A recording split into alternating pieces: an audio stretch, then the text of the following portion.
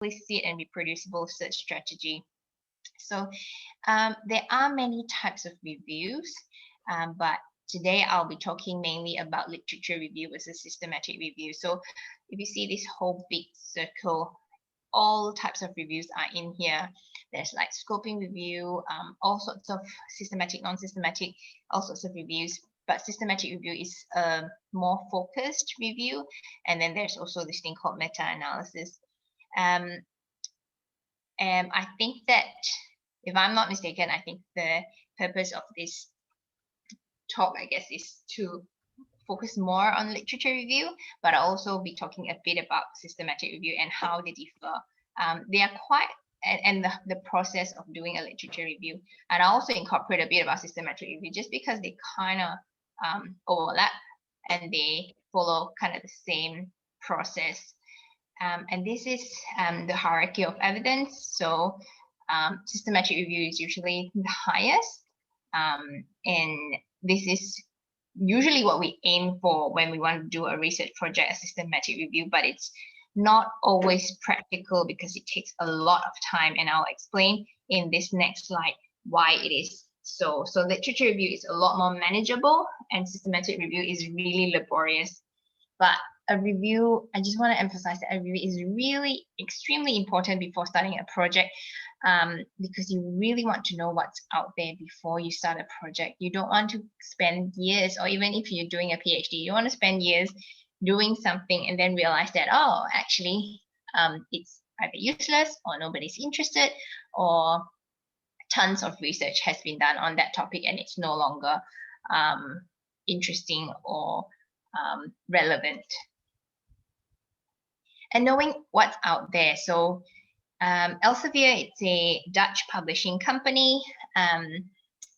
It's one of the top publishers in the world, and just giving you an idea of how much research is out there. So every year it's estimated that people submit 1.3 million manuscripts, and 400,000 manuscripts gets published in 2,500 active journals. So lots and lots of literature out there. And it is quite daunting when you first start research.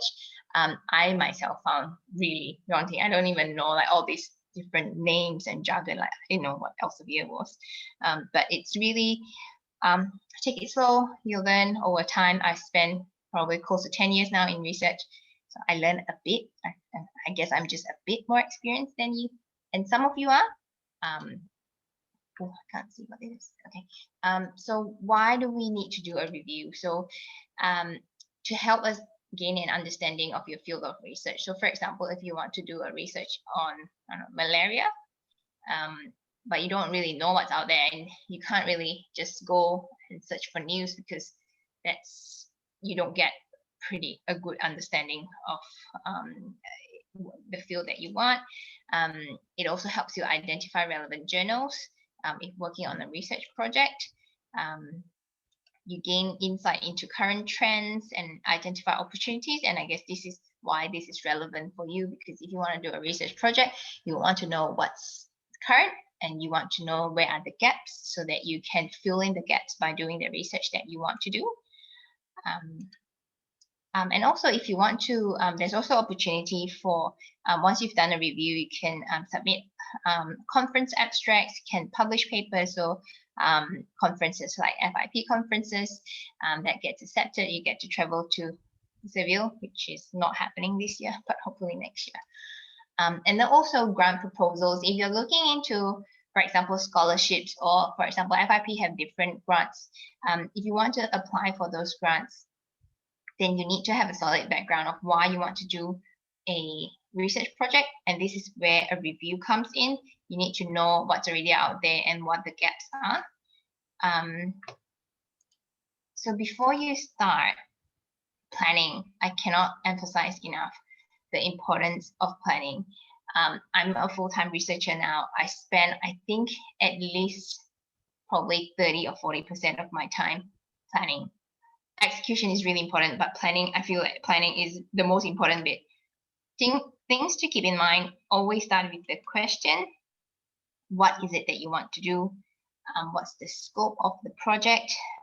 it cannot be too wide, it cannot be too narrow. How much time do you have? Are you doing this as a full-time master's or PhD project? Are you doing this as a part-time? Are you only able to devote 2 hours per week? You're not going to get very much. I have a friend who wanted to do a PhD part-time. She had a full-time job. It took her 10 years to graduate. So just things to, I guess, consider before you start a research project. How much resources are you in a affiliated with a university? Can you get access to library? Because that's where you need to have subscription for journal, and they can be very costly. Or do you, if you're not doing this with a university, do you have other support, for example, like IPSF or FIP, people who can help you and mentor you? My personal experience is if you don't have a mentor or the right resources, it can get really, really difficult. And you don't want to spend too much time doing something and then find out that, you know, it's not a good project. You shouldn't have done it. And also whether you want to go attend a conference or publish something based on your research project, that is always good. That also helps you build your CV as a fresh graduate.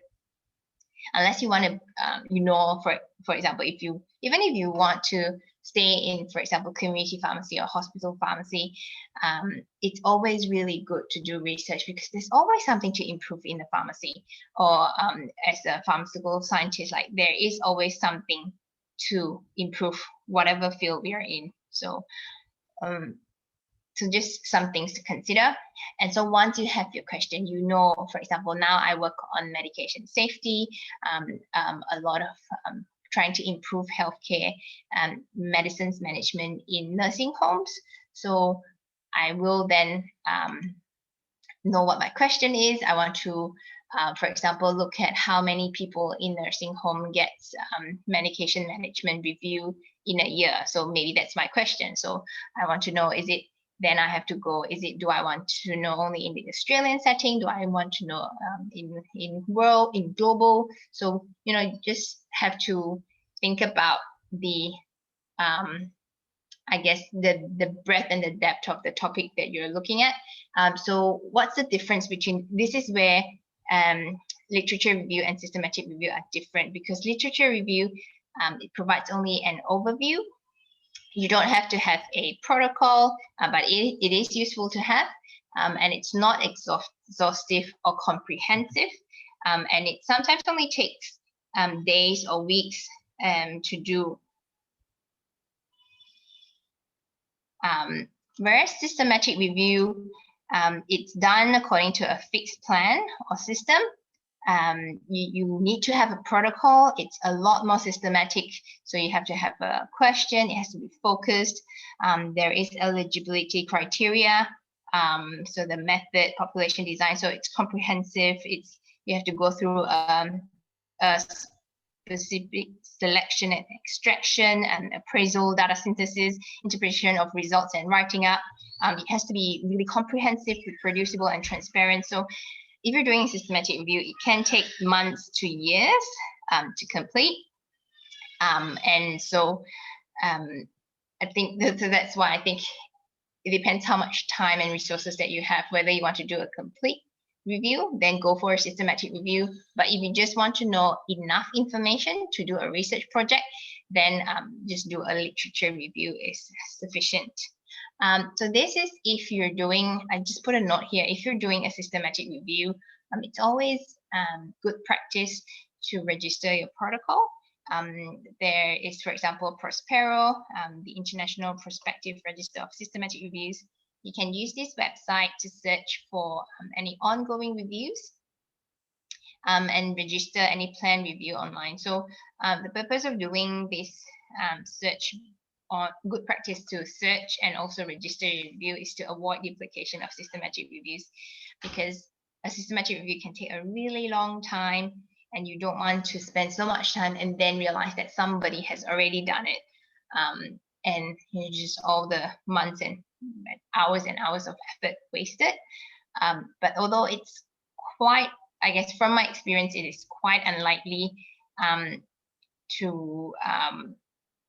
unless your question is really common, then it's quite unlikely for it to have duplicate, but it's good practice. I'm not sure if I have to look at the chat, or we'll probably answer the question if there are any questions at the end of my presentation.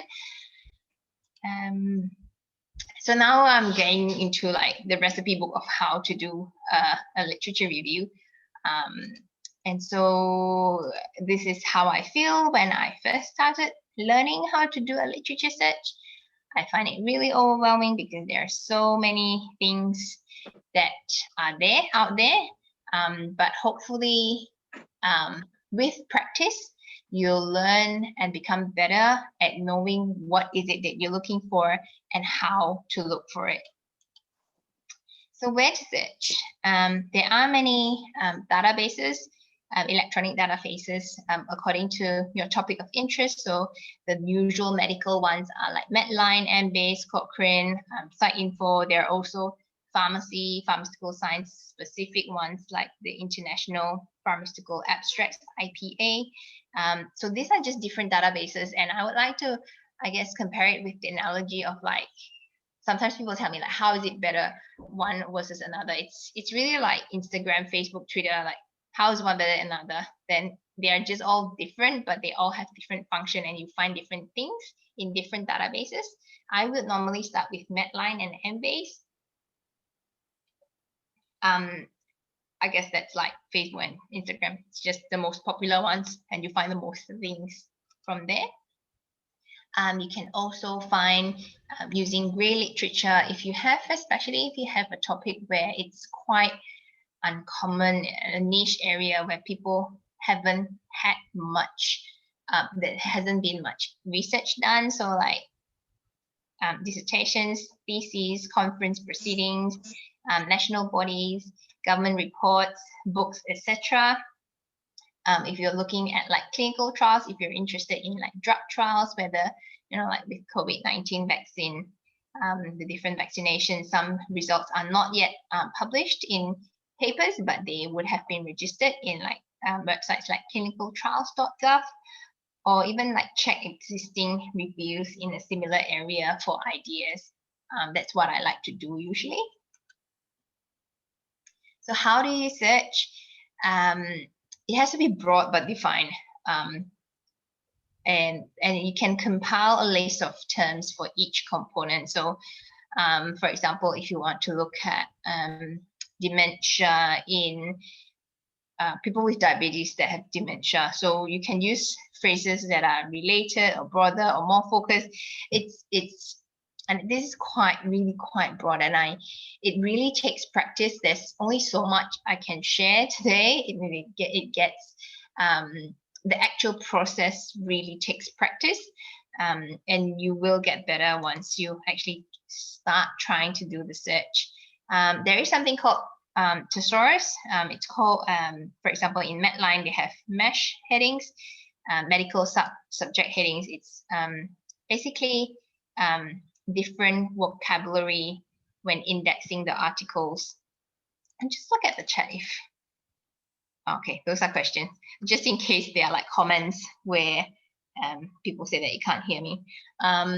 So the different vocabulary. So for example, different databases, they have librarians where they put different subheadings to journal. So for example, if you publish a paper looking at use of diabetes medicine in people above 65, so they will like put like a tag to it, your paper being diabetes and like older people, so that when you look at those headings, you can search and all these articles will come out. Oops. So so these are like standardized terms, because no matter how you describe it, so just because they are like, sometimes there are discrepancy, for example, maybe called different things in different parts of the world, or like different diseases might be called different things. And people also, for example, I think in the US they are called nursing homes, but then in Australia it's called aged care, you know, so things like that. It has to be standardized, and that's where all these libraries help. But to make things more complicated, each database actually have a different thesaurus. So that's why I said it really takes practice to be familiar with these databases. So this is one that's in Medline. It's called PubMed. So these are the MeSH terms. So for example, if you go to Medline, PubMed, and you put dementia, these are all the things that will come up with dementia, and so that are like coded. So you can pick like, oh, you want dementia or like autism and whatever different things. So looking at this, like you can search whether you want, whether it's how the librarians have coded the terms, or you can even put like, I only want to look at something in the title of the journal, or the authors. So you can look for different things like really all like English language, year published, different region of the world. So not just limited to what the I guess disease or topic is. And so there are also other like strategies that you can use. So there are like, they're called wildcards. So like asterisks and like $sign and question mark and hashtag, and they all have different function, and you really just have to play around, because you can't type like medicines, because sometimes it's called medication. So what I would do is just put medic and with an asterisk sign, and it will pick up everything after that. And then there's this thing called Boolean logic, where there's or and not and. So for example, if you want to look at dementia, but you don't want to look at stroke. So if you just put dementia, it'll pick up everything that has dementia and stroke. But then if you say like, oh, I want dementia, but I don't want stroke. So dementia, not stroke. Or you want diabetes, not respiratory condition or whatever. So different databases have different types of vocab.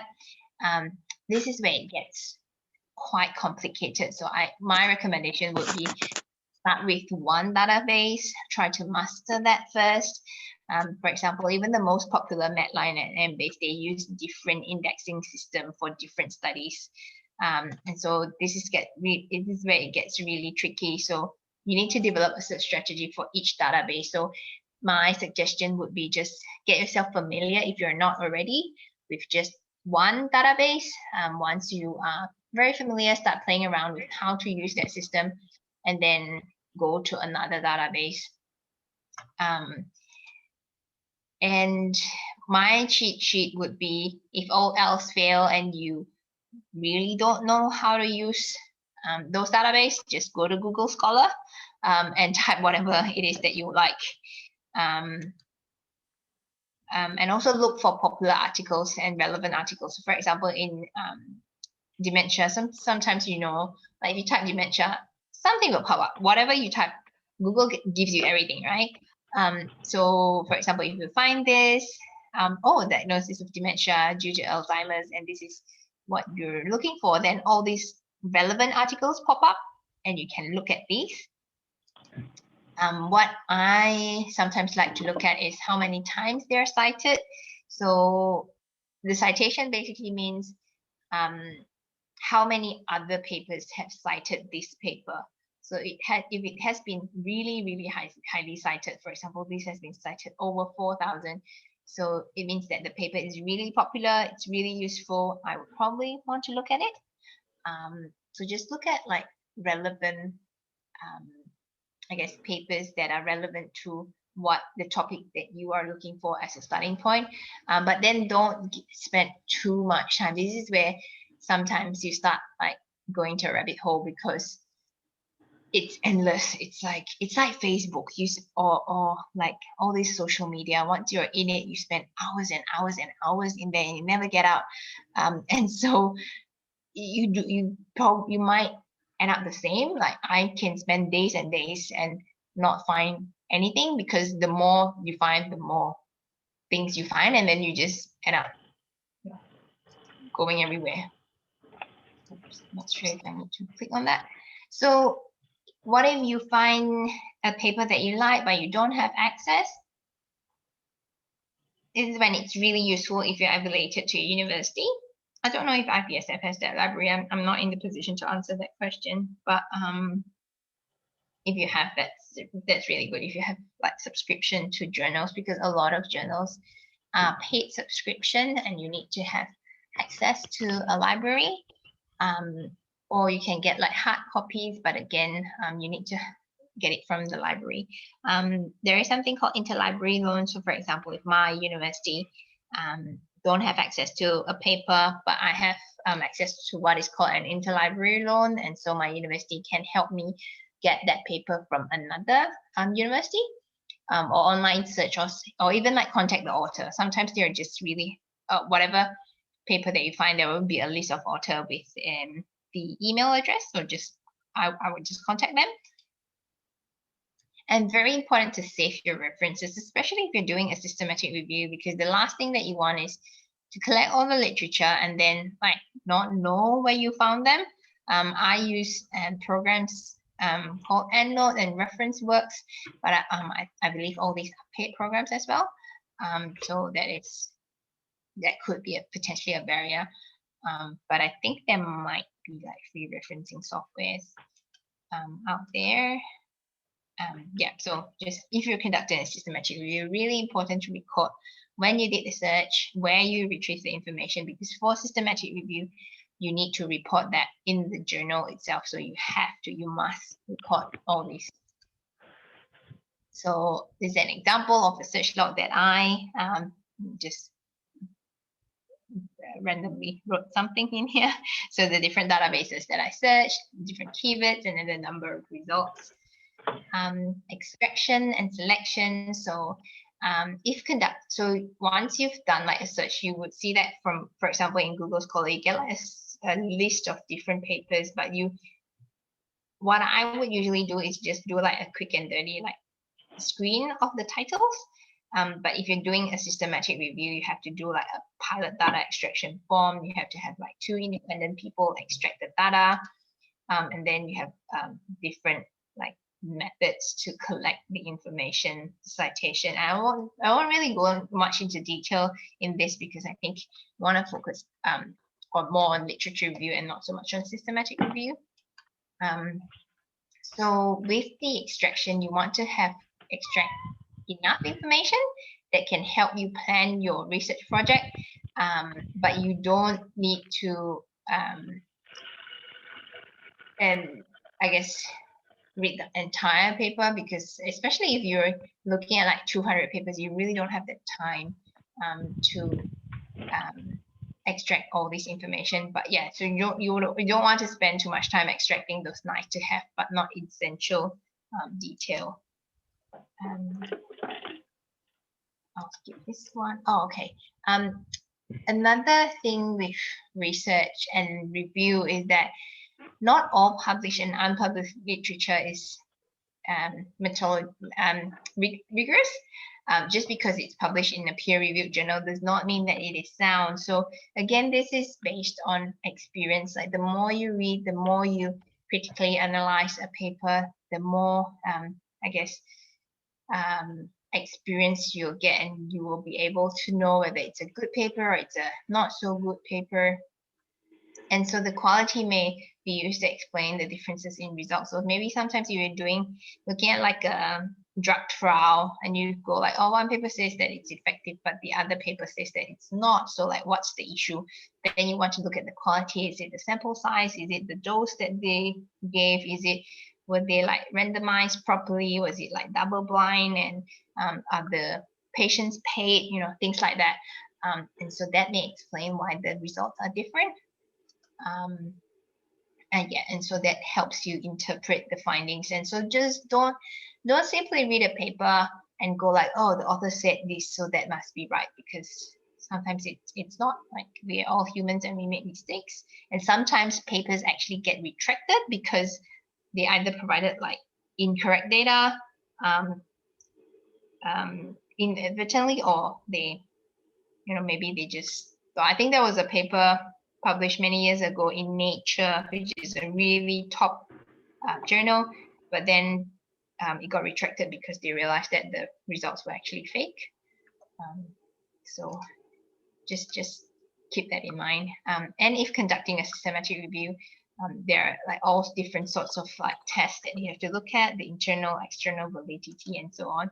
I'm just going to admit people as I see it on my screen. And there are also different assessment tools, which I think you'll get, hopefully get a copy of the slides. And if you want to look at the different domains, I've just put in different names here. And once you've got the results, you need to look at them critically. And if you're conducting a systematic review, this is where you have to this is why systematic review takes forever, because there's so many additional steps that you have to do when you're doing a systematic review. So you have to put them in tables, put in descriptive synthesis and meta-analysis, and etc., etc. So the next two slides are only if you're doing systematic review, not literature review. So sometimes you'll see this really nice plot called forest plot, where they look at odds ratio and all these different statistical tests. And then they go like, oh, drug A is more effective than drug B based on like 10 trials. So this is where a systematic review is useful. Especially if, for example, if they are like, for example, asthma medicine, and they have been like 10 trials looking at like long-acting beta agonists, and you want to know what's the long-term efficacy. And so they will pull all these trials together and see whether it's actually better than another, for example, LABA. And also for systematic review, you need to, when you write it up, you have to use a checklist. The common one is called Prisma. And so just have to ensure that you cover all the points in the Prisma checklist before you actually can publish the systematic review. And finally, interpret the results and writing up. So I guess this step only applies if you want to publish the literature review and systematic review. You have to write the methods, the results. It has to be in a logical flow, discuss what you found and what's the conclusion, and proofread and revise. If you want to publish a paper, then that is definitely something to consider. But if you're not planning to publish this literature review, then you don't have to do this. But again, I would, given the amount of time and effort that you put into, I think it's nice to have a paper published. And so these are some of the useful resources. So the university that I work at, University of South Australia, there are some guides on systematic review and other types of reviews. I've put the links here. They are free to access. There's also PubMed tutorial on how to use the different search terms that I said earlier. You can look at the tutorial. I think I used this tutorial to learn about how to use the databases. Cochrane training, they have, this is for systematic reviews, they have different training handbooks for how to do a systematic review. And I've just put the Prisma checklist here. And if you're with the university, then always, you know, the university librarian, I'm sure they are like happy to help, help you define your research question, help you with the methods and write up and so on. So this is just how the university, my university website looks like. So you can look at like systematic review overview, define a question, protocol, how to screen, how to appraise, data extraction, data synthesis. So what I've presented here today, it's really, I guess, overly simplistic. It's a balance between giving you too much information that, you know, you go like, oh my God, I don't want to do this ever, versus like, you know, oh, okay, this is just a few steps that I have to do. Not very difficult. It is doable. Oh, and also the different other types of reviews. So there's scoping review, systematic review, narrative review. So this, I guess this website just like explain what it is, why you want to do it, and different resources. Is it worth doing? Well, really up to you. Literature review and systematic review, I find that they are a really good starting point if you want to do a research project. It lays the foundation for research. You cannot do a research without doing a review. It's pretty much like investing in a share market without knowing which share you're going to buy. Like if you fail to plan, you're planning to fail. There's no way you can do a research project without doing a review. So it is a must. So I guess it is worth doing if you want to do a research project. So I don't know exactly what research project but you're looking at, but my research is on medication safety, digital health, health program evaluation, clinical trials, and so on. So if you feel like you need more help in these areas, feel free to contact me. I think that's my last slide. So my email is here, renly.lim@unisa.edu.au. That's my Twitter handle. Also, if you have any questions, not about research, but if you have any questions on FIP, YPG, we work closely with IPSF, then feel free to email me as well at ypg@fip.org. I think we have maybe another 15 minutes for questions. I will just go straight to the questions if that's okay with you, Nicole. Yes, thank you, Renly. Great presentation. So it looks like we have a couple questions in the chat already that I can kind of present. And then if anyone has any additional questions, just go ahead and post them in the chat and we'll try to get to as many as possible. So first question for you, Renly. Someone asked, is a literature review the same as a narrative review? And if there is a difference, can you explain a little bit about that? Yes. I don't have to explain. It is the same thing. I guess it is the same thing. So literature review and narrative review is the same. But I think literature review is more commonly used. It's just a more common term. Yeah. So the short answer is yes, they're the same thing. Excellent. And then I think someone asked a question more related to kind of doing PhD work. But again, what is the difference between a thesis and a dissertation? Oh, I don't know. Are they the same? I think they're the same. Nicole, do you know? Yeah, I would say they're the same. I think they're the same. Yeah, in terms of a dissertation would kind of be more related to your like defense of it, but you also have to defend your PhD thesis as well. The thesis. So this is why I think this is the great example of why I emphasize that you need to use different words in different the importance of the thesaurus in the database. For example, when I said in PubMed, that's why like thesis and dissertation. So that's why they have librarian putting in like all that's in dissertation becomes captured in thesis as well, just because I think different region of the world uses different terms like this. So that's why we have the librarian doing all the hard work. Please share with us the presentation. Nicole, are you guys sharing slides or the recording?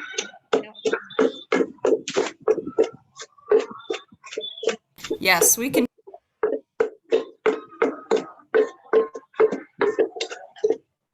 There is a bit of background noise. Hello? Yes. Yes, we can share the presentation.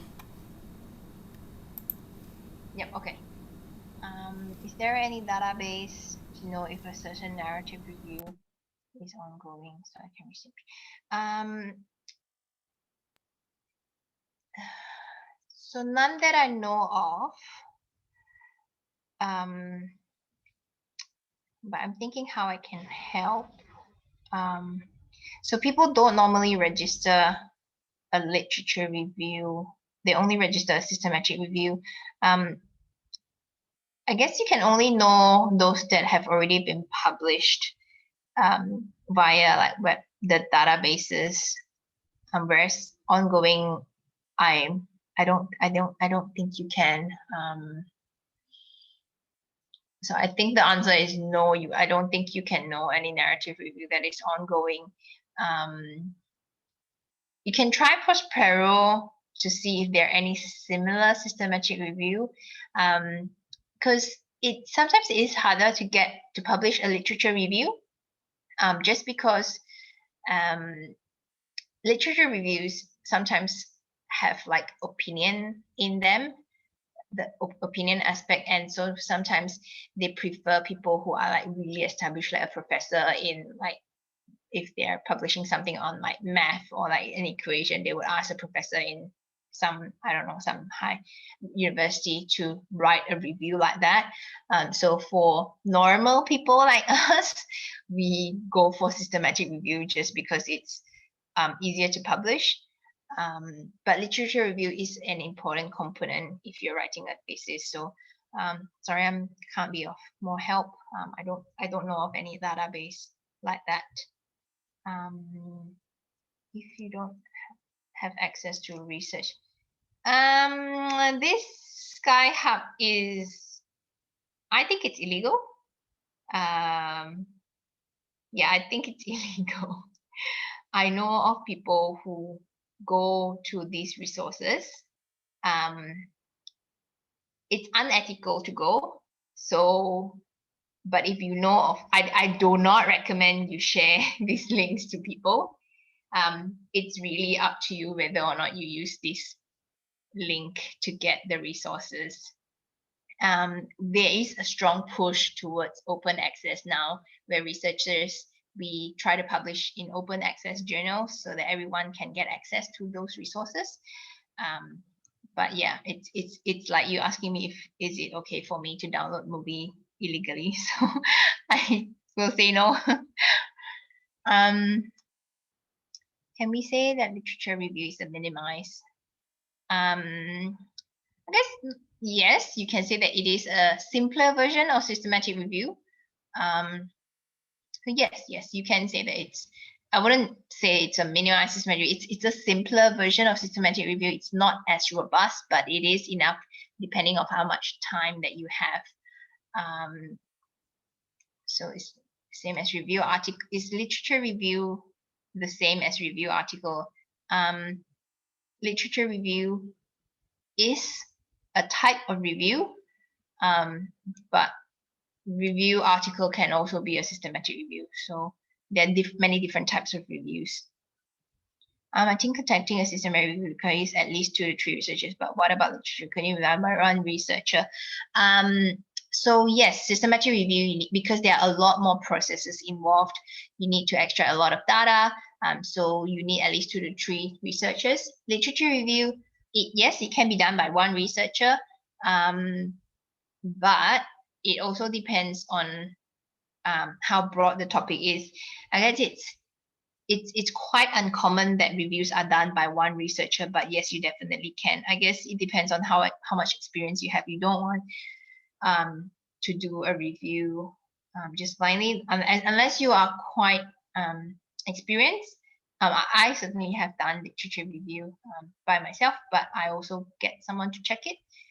Is it acceptable to publish a literature review by an undergraduate student? Yes, it is definitely. But again, like I mentioned earlier, it is harder to publish a literature review if you're an undergraduate student, just because, not because you're an undergraduate student, so it's harder, but more because the level of experience that you have, and it's quite, I guess, easy to see whether the review is written by someone who has really broad experience and expertise in that area versus someone who is like a undergraduate or a fresh grad. So some journals may not be as interested, but it is definitely, you definitely can, but it's just a matter of whether or not the publishers will be interested. I think as a start, it's a good I guess middle point would be to work with someone in a university, like a researcher or an associate professor or a research fellow like myself, who can guide you a bit more to ensure that there is the quality there. Next question, context of terms. I think this is most time used in postgraduate. I guess in where I am based, we use thesis, but I know of other regions that use dissertation. Cochrane training free access.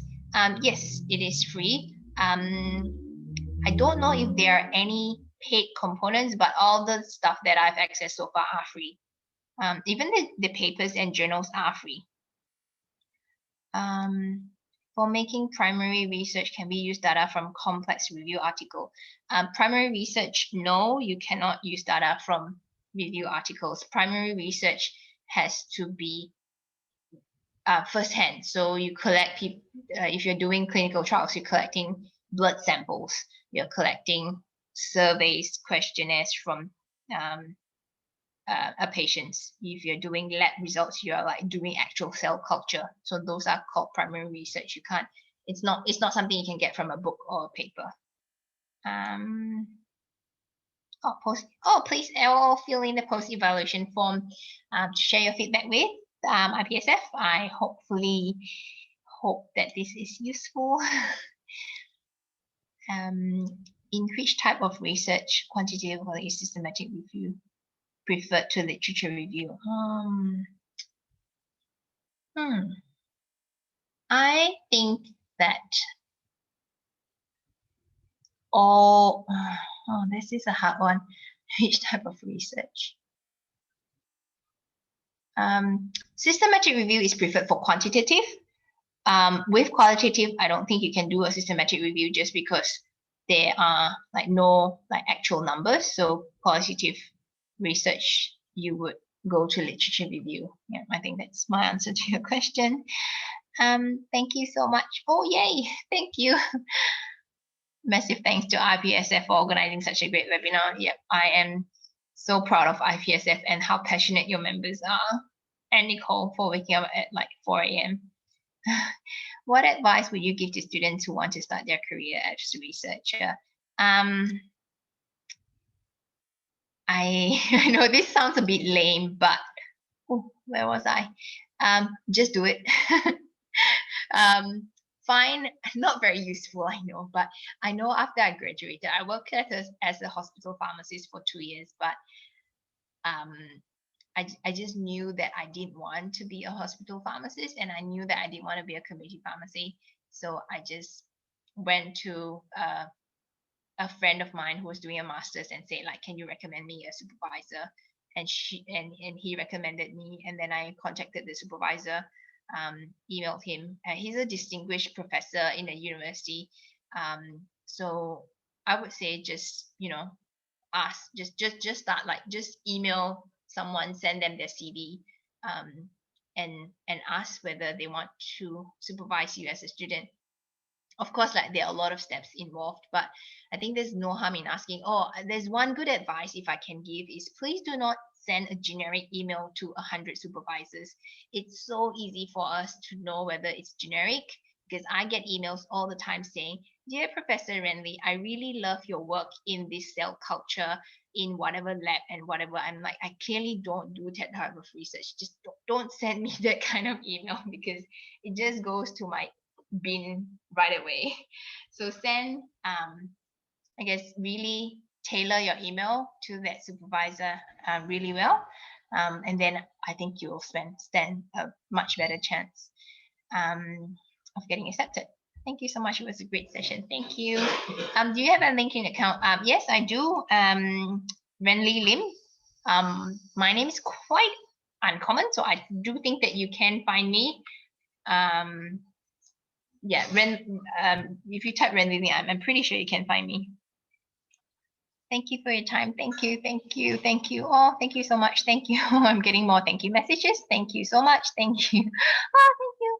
Thank you, Noah, Hamza, Nurzil, for us with presentation. Yes, I think Nicole did say just now. Thank you. So, looks like I think hopefully I covered all the questions, and it looks like all thank you messages now. Thank you, everyone.